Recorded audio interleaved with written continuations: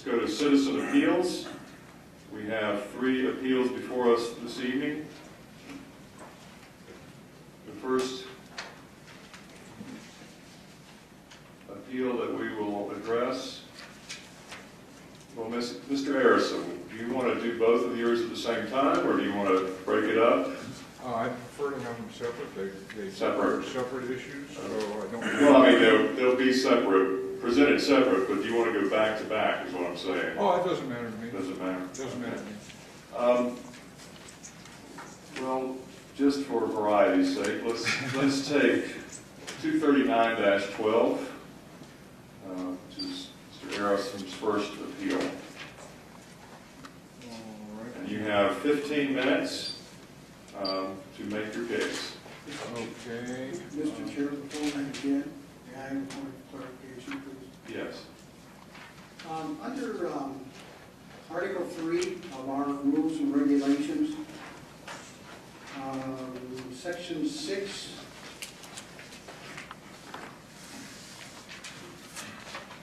subsection F, and I'm directing this to you, Mr. Directly to the chair, please. I have read documents that Mr. Siegel has talked with this person on a regular basis and then emailed this person. And so under this it says, a commissioner shall withdraw from any proceedings in which he or she has a direct or indirect conflict of interest, or the commissioner does not believe he or she can provide a fair and impartial hearing. Commissioner shall err on the side of caution and withdraw from any proceedings in which there is an appearance of a conflict of interest. I therefore submit that there is an appearance of a conflict of interest. May I see a copy of these emails? I've never emailed them. Never done such a thing. I'll present those, sir, at the January meeting, because I do have those. Okay. Well, if you have them and you're talking about them, let's see them. I have them at my house, but thank you. Oh, isn't that convenient? But just a moment, Mr. Harrison, if you could hold your comments, please. I believe the floor had been given to me, and this gentleman. Well, the chair gave the floor to Mr. Foster to ask his point of clarification. He is questioning whether there might be a commissioner. I apologize. I guess I missed. Okay, you need to stop talking. Commissioner Siegel, do you have something you'd like to say?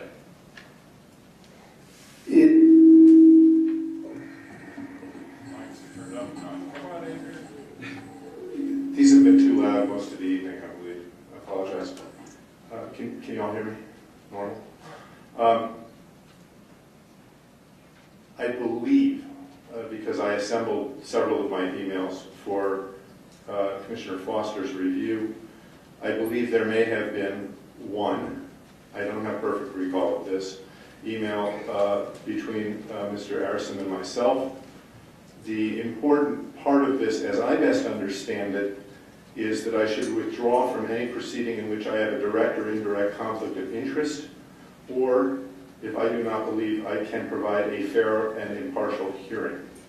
I would maintain that I have no conflict of interest, small or large, and that I can provide a fair and impartial hearing. I was careful to disclose that I have on occasion had casual verbal conversations with Mr. Harrison, who a month ago gave us the CPC. We undertook to understand that ourselves. I believe, in fact, irrespective of the vote, that recusal is mine and mine alone, and it's my matter of judgment without the rest of the commission weighing in. I am nevertheless willing to listen to any commissioner that cares to tell me their opinion or has concerns for me. Can you tell us if you have had any communication with Mr. Harrison about either of these particular cases that will be under review? No, I have not at all. I had no idea that he was filing these or other cases. Anyone else? I'm aware that he's busy and interested in our matters. There's no question about that. Anyone else have a question for Commissioner Siegel? Mr. Chair, Yes. can I just say, and I don't want to make a point of order, as I recall, this was an issue that was raised last month. There was a vote and it was rejected, and I would suggest that Commissioner Foster is wasting the time of this commission with us, raising this issue repeatedly. Well, he has a right to ask the question, but the chair rules that Commissioner Siegel will be taken at his word that there has been no contact with Mr. Harrison regarding either of these cases, and that he can be a fair and impartial party in this discussion. Mr. Harrison, 15 minutes. Before I start, and my time starts, since Mr. Foster brought up the subject. I'm sorry, excuse me, ma'am, I'm sorry. I'm sorry. What?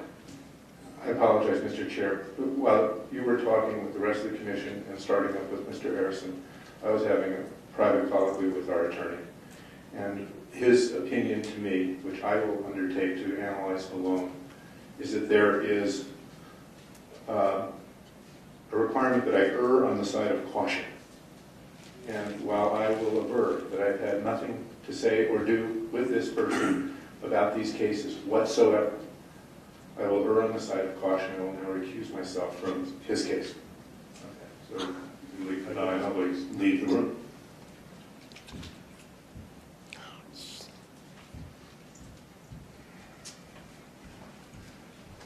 Oh, Mr. Harrison, I'm sorry.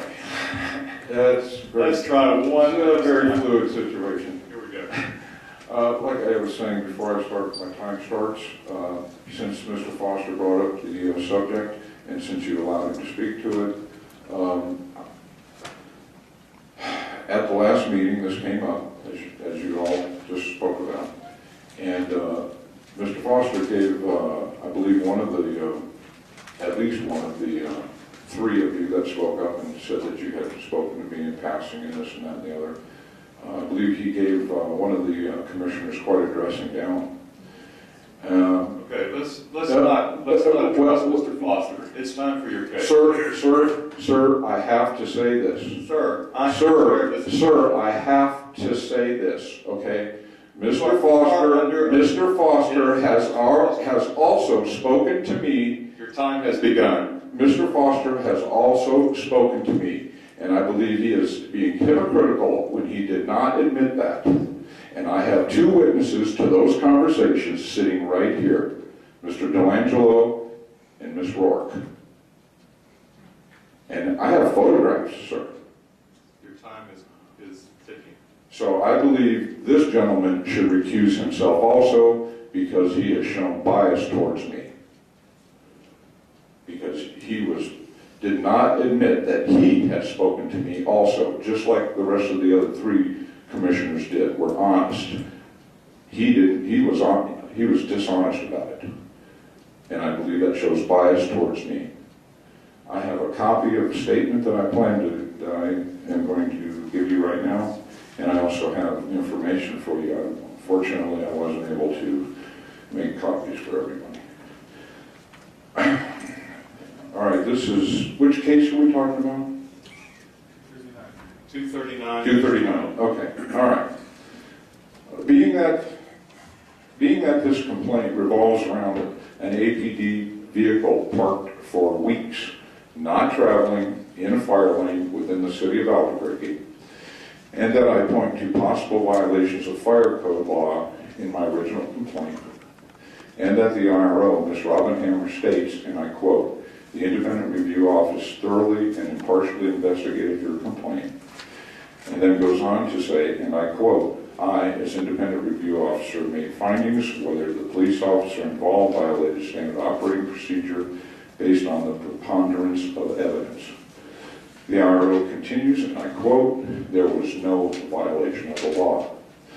And then goes on to build upon that by stating, and I quote, "The evidence in this case showed that Lieutenant R had the lawful authority to park the command post in the fire lane because he had obtained the mall and the fire department's permission to do so.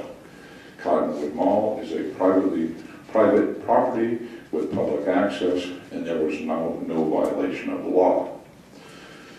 I contend that these statements by the IRO are at best misleading and at worst an untruth to conceal a frivolous investigation specifically designed to promote a predetermined outcome by the IRO and her investigator, Mr. Paul Scotchapole, to artificially tip the scales of the preponderance of evidence in favor of the officer involved, and further designed to protect his superiors by the chief who signed off on this, who failed to supervise the officer's willful, unlawful, and dangerous actions. It is very obvious to me that the investigator and the IRO have no clue as how the private business sector operates. We do not take unnecessary risk. And being that in my provocative tone, not argumentative, on the phone with Lieutenant R, asking him repeatedly who he got permission from, he blurts out, "I decided." He then goes on to say, that was the best place for me to park it. He then backpedals and can't say he talked to anyone in particular at the Albuquerque Fire Department, and never once states that the owners of the mall gave him permission. I contend that the fact that the IRO promotes in that Lieutenant R talked to the mall management is most likely false and coached into the lieutenant before he gave his compelled statement, as that statement does not show up in the investigator's report until then. And the investigator made zero attempt to verify that he spoke to the fire department, let alone to the mall management or the mall security. Is there a possible way I can see that timer? I made my statements based upon the investigative report signed by Mr. Scotchapole, wherein he lists the evidence he reviewed in this case, showing no evidence that he ever reviewed any Albuquerque fire codes, or spoke to the fire department, or spoke to mall management, or to mall security.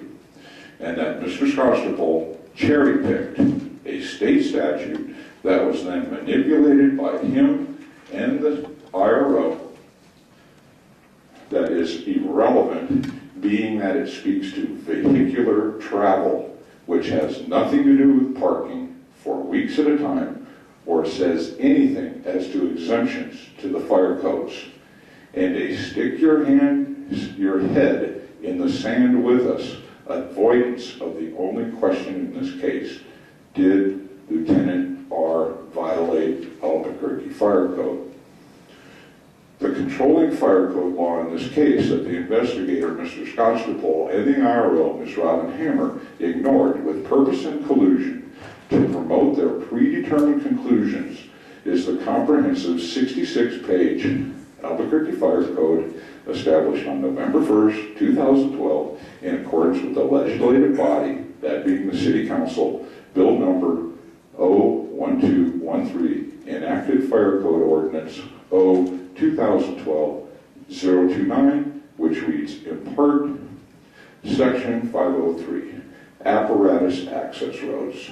Under 503.4, obstruction of fire apparatus access roads, it states, and I quote, fire apparatus access roads and fire lanes shall not be obstructed in any manner, including the parking of vehicles. Section 503 goes on to state, under 503.4.1, stopping or parking in a fire lane, the person in lawful possession of the property, that means the mall owners, who they say gave them permission, shall keep designated fire lines free of vehicles and other obstructions. No exemptions for any APD little vans that they've got. These fire codes carry a hefty monetary fine or jail term and were established to fall in line with the recognized best practices for public safety across the USA, which is my constitutional right under the state constitution. I have an inherent right to safety. They also fall in line with New Mexico state statutes and codes, specifically section 6678, titled Provisions Uniform Throughout the State, and 6679, titled Powers of Local Authorities. I ask this commission to overturn the forged conclusions of the IRO in this case, with the addition of finding that Lieutenant R and his superiors up to and including Chief Banks, all of them who should know these fire codes, did sign off on this fictitious investigation and did violate APD SOP 11910 I1, as their actions did result in an unfavorable comment and reflect discredit on the department. And I also require that the IRO find Lieutenant R and those same APD officials in violation of any and all other applicable rules, APD rules, that she and her investigator ignored, but not limited to General Order 1041, compliance with laws, rules, and regulations, where it reads in part, D, personnel shall obey all municipal, county, state, federal, and civil laws. And General Order 1042, special consideration, privilege, professional courtesy, where it reads under A, Albuquerque Police Department personnel will not give special consideration, privilege, or professional courtesy to other Albuquerque Department personnel or personnel from other law enforcement agencies when such personnel are alleged to be involved in a violation of any law.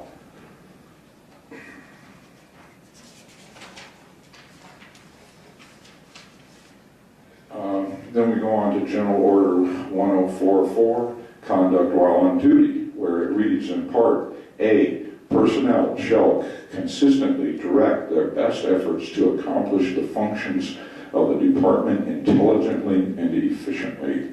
And under part C, personnel shall maintain sufficient competency to properly perform their duties and assume the responsibilities of their positions. I ask that you pass a non-binding resolution as soon as possible, asking for Mr. Scotchapol's and Ms. Hammer's immediate removal for highly possible felonious violations of New Mexico State Statute, Section 1016.3. This commission can no longer be looked at or tolerated being looked at as a laughingstock due to the unskilled and unlawful actions of the IRO, her staff, or APD. I ask that the statement be placed in the record verbatim. Thank you. Okay. Are there any questions, Mr. Harrison? Sorry, what? I have copies of the fire code. I have a copy of the signed into law from the city clerk's office when the fire codes were signed into law. If you'd like to look at those, I've got the fire code highlighted for you, and I have a copy of my statement for the record. Okay. Is there a question? Okay. I have two questions. Is there any documents from the mall management showing that there was permission given? Good question. I think you need to ask the investigator. Did you? If there were, they did not give them to me. And under the rules of the appeal process, I should have gotten that. If there was such a thing, I should have gotten a copy of it. And that was on December 4th that I was given everything they had, as far as I know. Now, if they didn't give me everything that they had, then I would say that we've got ourselves a problem here. Did you, by any chance, take a moment to talk to the management in relation to this? I talked to the mall security, and that information is in the audio tape that was given to the IRO when I filed my complaint. I gave her a copy of the audio tape, and I gave her a copy of video showing where the vehicle was parked and how it was kind of not a really good situation, parked visually blocking a crosswalk where people would be walking back and forth, people with, kids in baby carriages and things like that. Not a good situation. And oh, by the way, I went by the mall the other day, and guess where the mobile command center is now? It's parked as far away from the building as you can get it and still be on the property. Any other questions for Mr. Harrison? Yes, Mr. Shine. Just to follow up on that, when you say fire, is it in the fire lane? What? When you say the command center, they're not? Today? Yeah. No, it's not in the fire lane. It's parked on the mall property, but as far away as you can get from the building as you can and still be on the property. And it has orange cones ringed around it. So it's in the parking lot. No fire lanes. Okay. Thank you, Mr. Harrison. Is Lieutenant R present to speak? No. Okay. So we move down to the Albuquerque Police Department. Representative, you have, Lieutenant Jordan, you have 10 minutes. Thank you, Mr. Chairman, Commissioners. This incident occurred December of last year, approximately about the same time we're in. And it's a common practice, the Albuquerque Police Department during the holidays. Can you speak in the microphone? I'm sorry. It's a common practice during the holidays for area commands to establish what we call the holiday tag plans. These are operations to focus on retail centers during the holiday season because of the uptick in people shopping for Christmas and various holidays that occur this time of year. What occurs is that a written tag plan is in place, which coordinates with the mall, in this case, and other retailers, where we conduct high visibility operations, which include parking a mobile command post. And what he's referring to is basically one of our large RV vans that we use. We have those in place there, and on top of other high visibility patrols to deter crime during these incidents, because we do have an increase in shoplifting and other crimes and activity during the holiday seasons. This is an ongoing tag plan that we do at not only Cottonwood, but at Coronado and the other major retail centers every year. As part of the pre-planning for this, we do sit down and meet with the retailers, the owners, the responsible parties for the properties to coordinate where we're going to conduct operations, how we're going to conduct operations, and the type of operations we're going to conduct. So in this case, there was a written tag plan, as there always is for the holidays, and there was permission and coordination with the owners of the property where the command post would have been placed. Excuse me just a moment, Mr. Harrison. Mr. Harrison, could you please be seated? Sir, I have. Could you please be seated? It is distracting. I'm sorry. Lieutenant Jordan, continue, please. Thank you, Mr. Chairman. As I stated, this is an ongoing, these operations are ongoing. We do this every year for several years for these high visibility patrols. And part of the purpose to have the mobile command post there is to expedite, not only for the visibility aspects of it, to show the public that we are present, but also for the fact to streamline operations. We'll use that to expedite report writing, booking procedures, and that type of activity while this occurs. This ongoing operation is continuing as we speak. Like I said, every year we do this. I'm not sure if they decided why, if it's according to the gentleman that the command post is not where it was last year. And I don't know the reasons for that, why it was changed. Does the commissioner have any questions for me at this point, sir? Commissioner Foster. Lieutenant, you refer to a plan that you submit to the mall. Is that correct, for the holiday or these procedures? Yes, sir. What we do is, before these operations commence, we meet with the various retailers that we will be focusing on. And like I said, it's the larger retail centers throughout the city. This is not, like I said, these operations are occurring all over the city at various retail centers. And we meet with them, coordinate with them. We've got a very good relationship with the business community. Many times they're always requesting us their other events also. So they are aware of what we're doing and what we're going to do. And one thing I also forgot to point out too, that these command posts are always manned.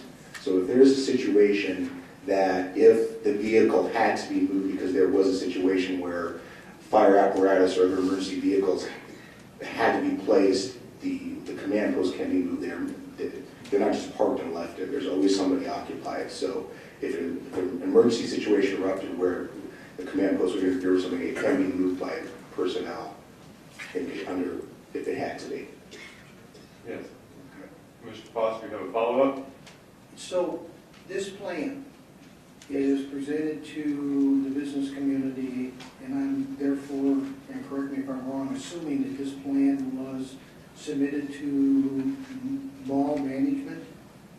It would have been coordinated correct with mall management, appropriate people at the mall. Is it a standard departmental procedure as to when this plan is submitted and with whom it was discussed, or was there any signature that verifies that this plan was accepted by the management of the mall? In this specific case, I have not seen the specific plan for this for 2012, but I can tell you from my past experience having run these operations myself, these are done with ongoing meetings, and because this is a plan that we do every year and the coordination that we have with the mall, that they will be well aware of what we were doing and accept where we place our resources in their facilities. Anyone else have a question? Commissioner Peterson? Am I allowed to ask a question of Inspector Scutchable? Not at this moment. This time? Okay. Commissioner Barella? I have a question specifically about the vehicle being parked in the fire lane. It's my understanding, did APD discuss that with the Albuquerque Fire Department? Or Yes, we coordinate, when we coordinate these larger operations, we coordinate with all the stakeholders. And if the fire department felt that where the location of the command post was going to cause a problem, then we would take any appropriate action. And as I also stated before, if something were to occur where if there was perhaps a large fire incident where they had to place their vehicles in that area, the command post is always manned, so it could be moved in an instant if needed. Commissioner Shine? Thank you, Mr. Chairman. Is there a tactical or law enforcement reason why the vehicle has to be in the fire lane?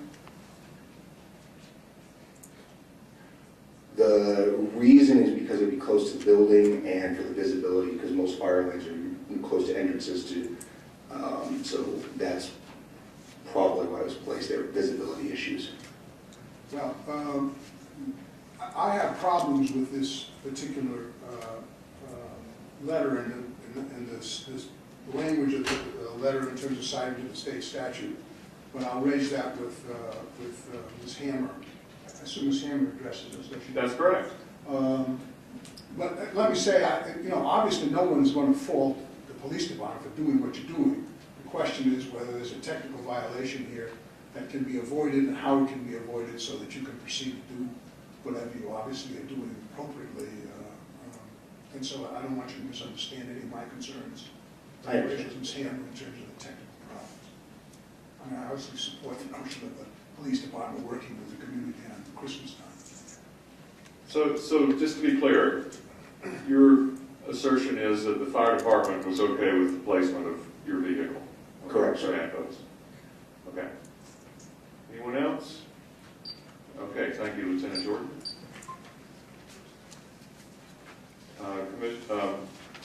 IRO, Ms. Hammer, you have 10 minutes.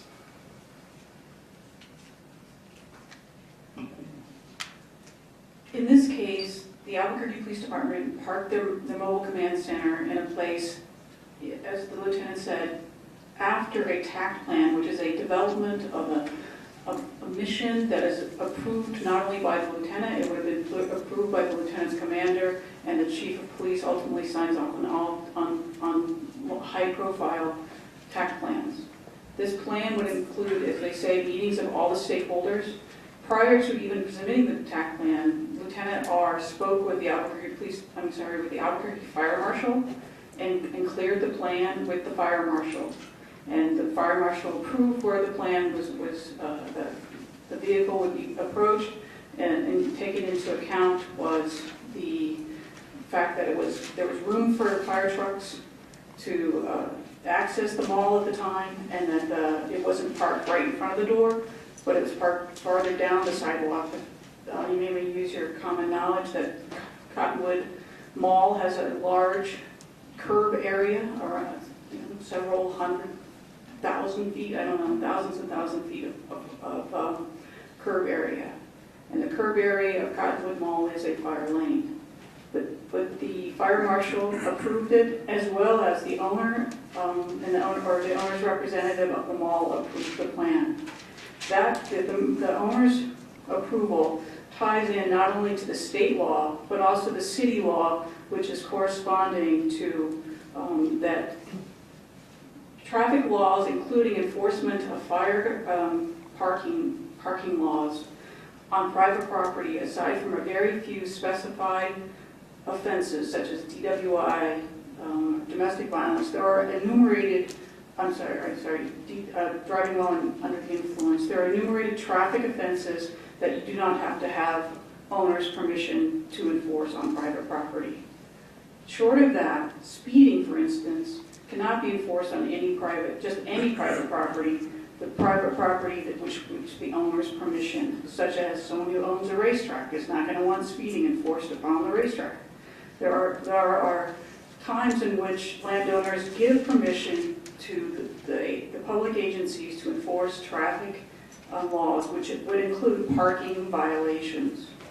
And in this case, there's the state law that applies, so that the Albuquerque Police Department could enforce state traffic violations at Cottonwood Mall, but there's a city ordinance 8-1-2-3 that tracks the state code, which says that upon application of the owner may give permission to a municipality to enforce traffic laws.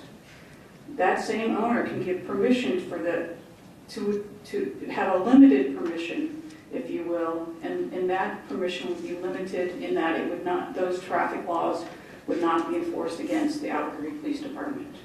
So just as the owner can give permission for enforcing traffic laws on their private property, they can make that permission limited as well. And so in this case, it's a limited permission that was given by Cottonwood Mall representatives, owners representatives, in that that they gave permission for the mobile command center to be in an area which did not obstruct the fire department's purposes, but yet did have red striping next to it. So I would submit that Lieutenant R did speak with the fire marshal and the fire representatives prior to submitting the TAC plan. And as Mr. Aronson says, that he did, at one point on this tape, Lieutenant R does say, what he decided was exactly where to park the van, the motorhome, but that was after consulting with the fire department about what their needs were. And obviously over a month period of time, the fire department has been in and out of there, would have seen the mobile command center, and certainly didn't voice any concerns at all. So I would submit that you adopt the letter as written. Okay, Mr. Peterson. I guess I'd like to start by reiterating what Commissioner Shine said and say, I get it. I understand why you do this, I understand why it's there, I understand the high visibility areas. I understand crime around Christmas, I get it. The problem is that that's not the complaint. The complaint isn't, whether or not this was a good idea. The complaint was that parking the command post in this location is a violation of the law. I guess the smoking gun for me would be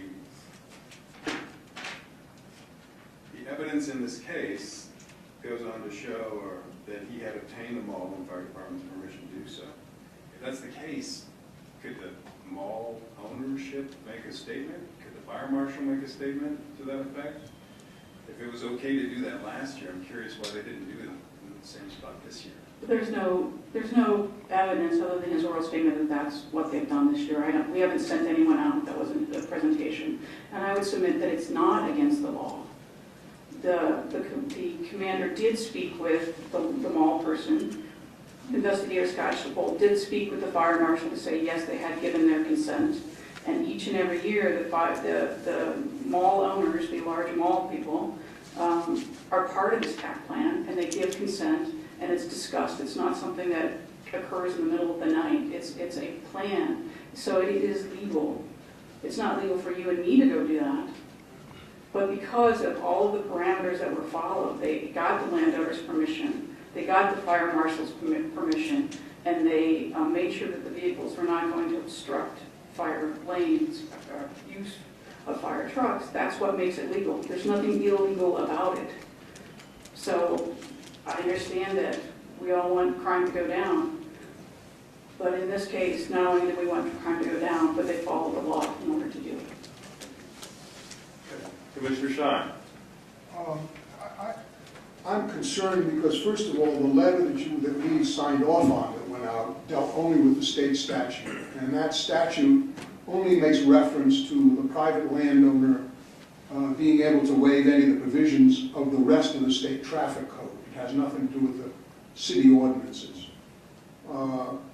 If you look at the city ordinances, and you made reference to one of them, 8.5-1-16, parking prohibited in fire lane reads, no person shall either stop, stand, or park a vehicle in a marked fire lane or otherwise obstruct such lane, whether such lane is public property or on private property, which is devoted to public use, or on private property which is devoted to public use. Such fire lane shall be marked either with a sign or a red curb.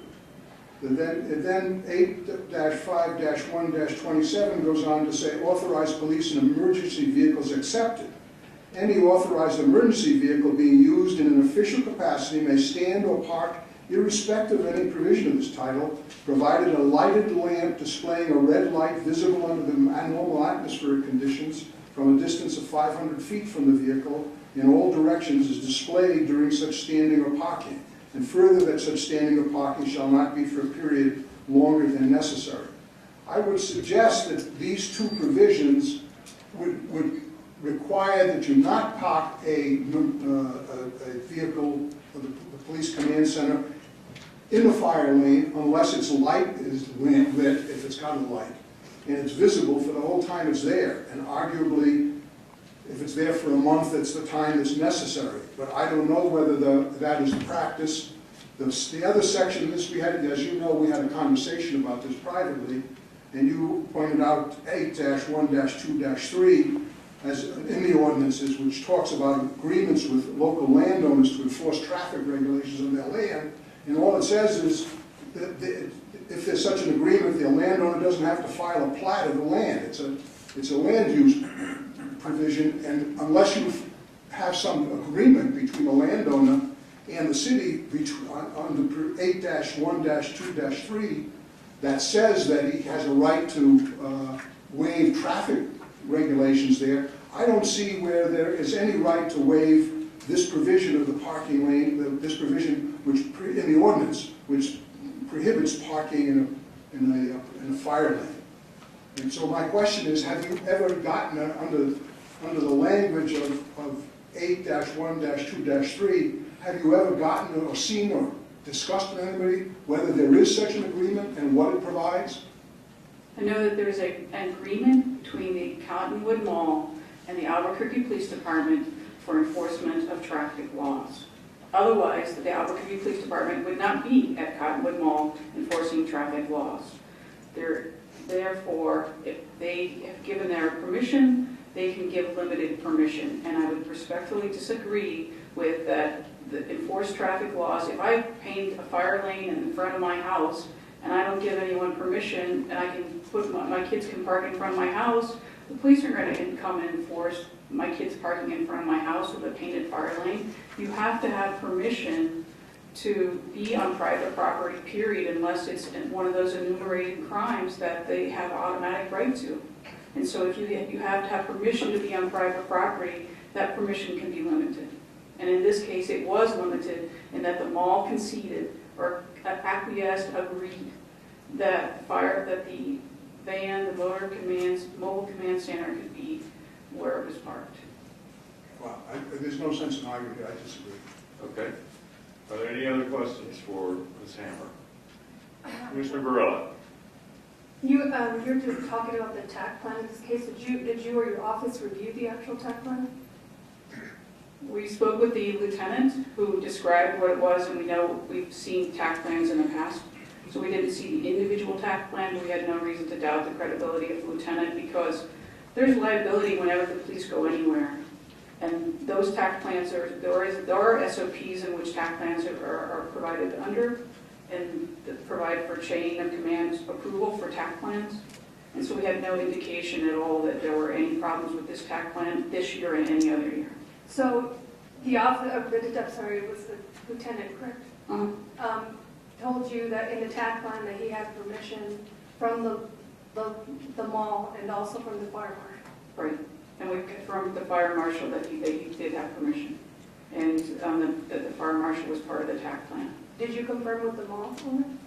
And we've confirmed with the mall owner because of the fact that it is, we talked to the director of security for the mall, and the director of security confirmed that the mall had given permission. Any other questions? Okay, Mr. Arison, you have 5 minutes for rebuttal.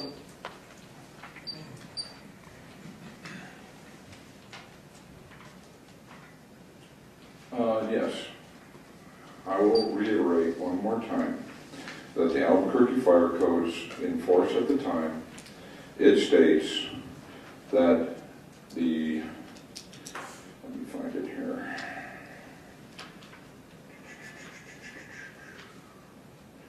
The person in lawful possession of the property shall keep designated fire lanes free of vehicles and other obstructions. There are no exemptions for anything. Fire lanes are to be kept clear of vehicles and other obstructions at all times.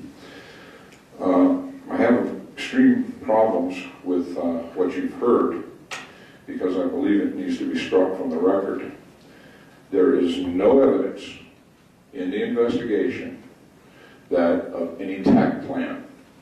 There is no evidence in the investigation that the fire department okayed this.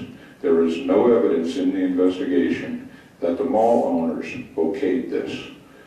There is no evidence, as Mr. Schein stated, I believe he was talking about some other city ordinances about lights and all those kinds of things on the vehicle park there. But there's no evidence of any of that.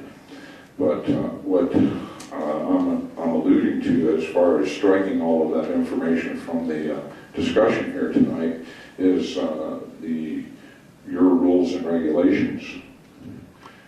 Now remember, the IRO has had this case for a year. And under the rules, your rules and regulations, under appeals, section D or paragraph D, it says that under, let me find it here. Under, I don't know how you guys cut this up, it's D4. New evidence which have been brought in, new evidence which could have been put in the record during previous investigations or hearings is not favored for introduction at POC appeal hearings. So in other words, the TAC plan that they're talking about here and any discussions that they have with anybody that is not in the investigative files that I received on December 4th is new evidence, and that is not allowed in these discussions. And I would ask that that be struck from the record. There is no evidence they spoke to any of these people. Not the mall management. There is absolutely no way that the mall would agree to such a thing. The liability, the risk, an unnecessary risk, is just, it's insane. When you could park that vehicle, I understand the reason for it, and I commend the fire or the police department for doing what they're doing. I understand totally, but they cannot obstruct a fire lane. That is against the law.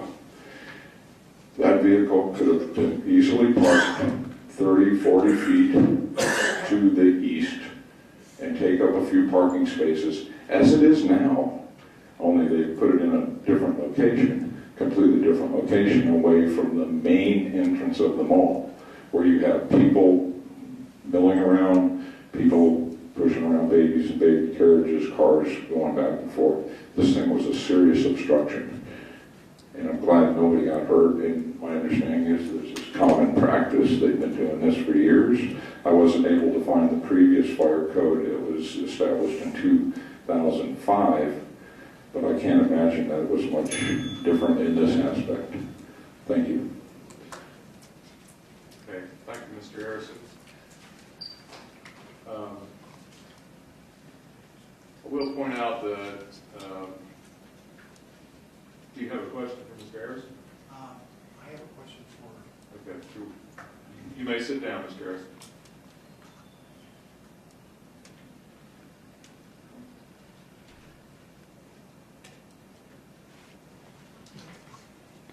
You have permission.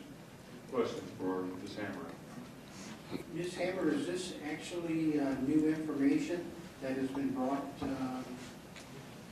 or is this information that has been previously looked at prior to this event?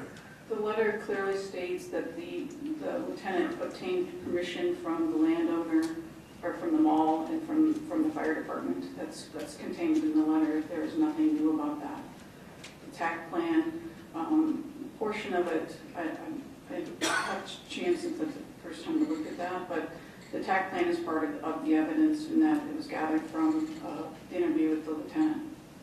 So there's nothing new about it. And D4 also says that new evidence which clarifies evidence already in the record may be allowed.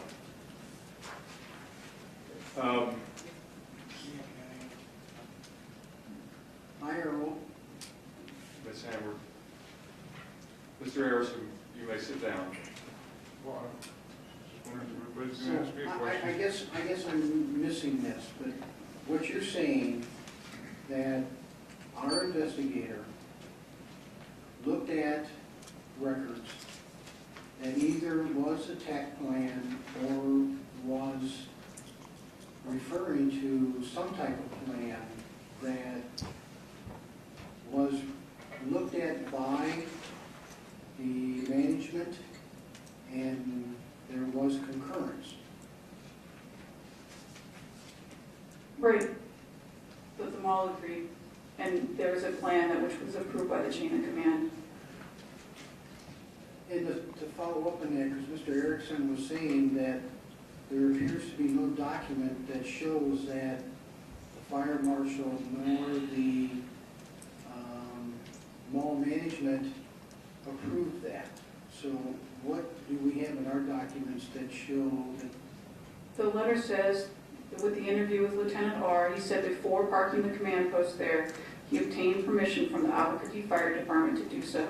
He also received the approval from Cottonwood Mall Management, who was an own agent for the owner of the property, and that was part of the TAC plan.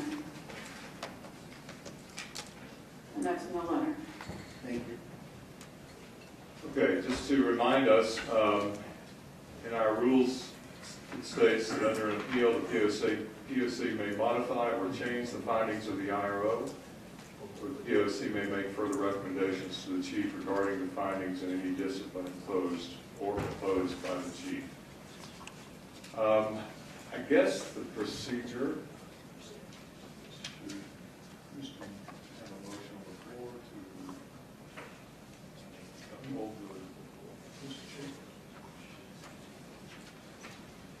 Yes, Commissioner Shine? Mr. Chair, at this time, I'd like to make a motion to remand this matter to the IRO, because I think the letter is inadequate. In Because what way? I'm about to.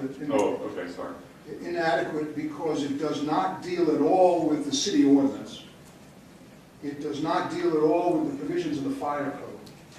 It deals inadequately with the question of who has the right to waive, if anybody has the right to waive the parking requirements in terms of the fire lane on private property.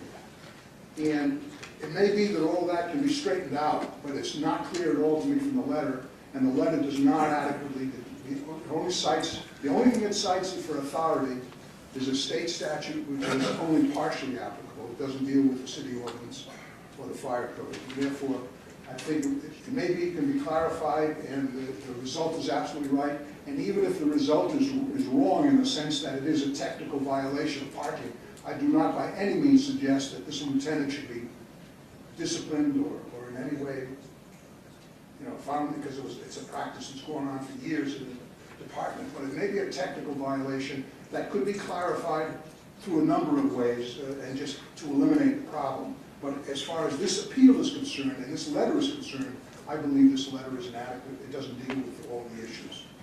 Thank you, Mr. Chair. Is there a second to the motion? Commissioner Barker seconds. Is there discussion? Commissioner Foster?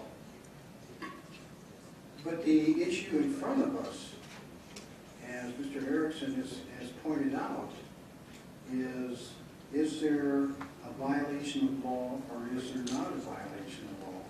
Period. Mr. Chair, may I address? Yes, Ms. Hammer. I would just submit that under the rules, that the POC may modify or change the findings of the IRO. There seems to be no provision for remanding. Okay.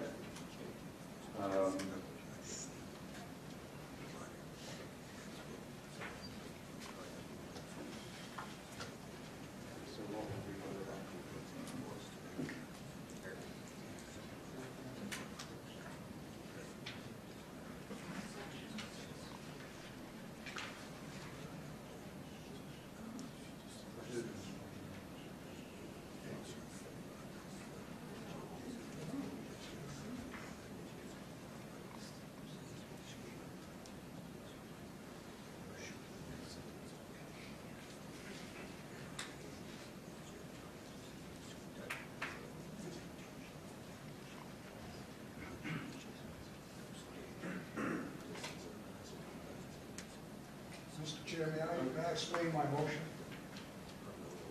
before you rule? I'm not asking for a remand just to do an investigation. I'm asking for a remand to modify the letter. Okay, what our counsel just advised me we could do would be to accept these references to the city code that you were referring to as new evidence that would support the letter, that would support the findings of the IRO, or maybe deny the findings of the IRO, however you see them. Well, But there's no provision in the rules for remanding the letter back to the IRO. I will modify it. I will certainly do this. It seems to me it's consistent with the rule that you just read. I will move to remand the letter to the IRO so that she can modify the letter to incorporate these other issues and deal with these other issues. We're not going to sit up here and rewrite the letter ourselves, obviously, and that's not contemplated by the rule. So I guess we either, I'm blanking on terminology tonight, uphold the appeal or uphold the letter, or deny the appeal, I guess, is the uphold the appeal or deny the appeal. And then we can ask the additional language to be included in the final letter or not. Or I guess the letter has already been written, and this is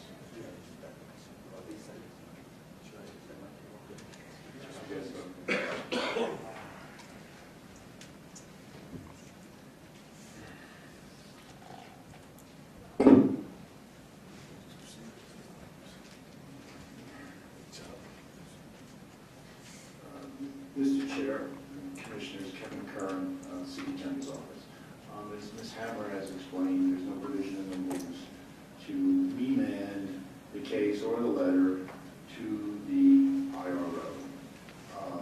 Unfortunately, you're left with the decision of either approving, or as the chair has explained, either upholding the appeal or denying the appeal.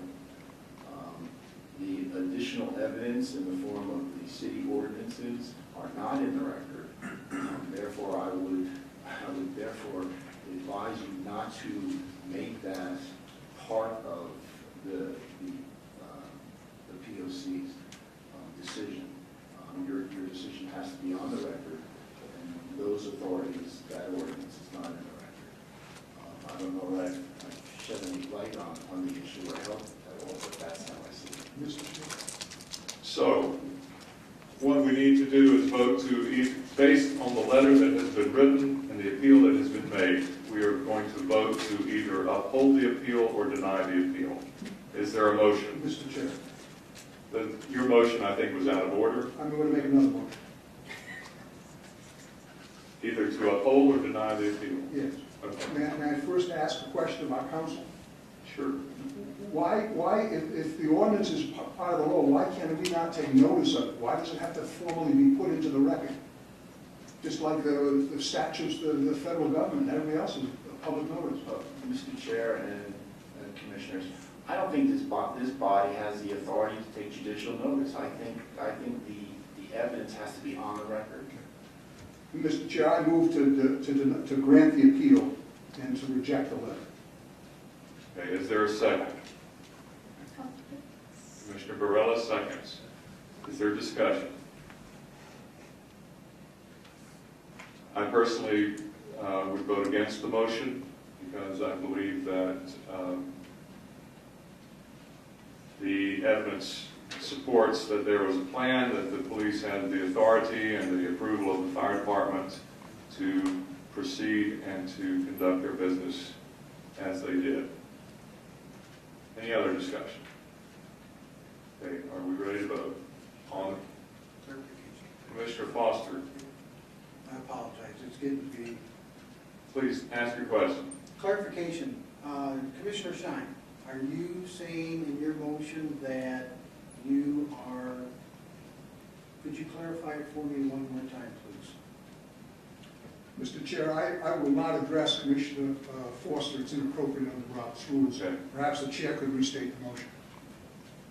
The motion before us is to uphold the appeal of Mr. Harrison on 239-12. Is there any other discussion? Okay, all in favor of the motion to uphold the appeal, please raise your right hand. Okay, that is 4 in favor. All opposed? Me and Commissioner Foster are opposed. All right.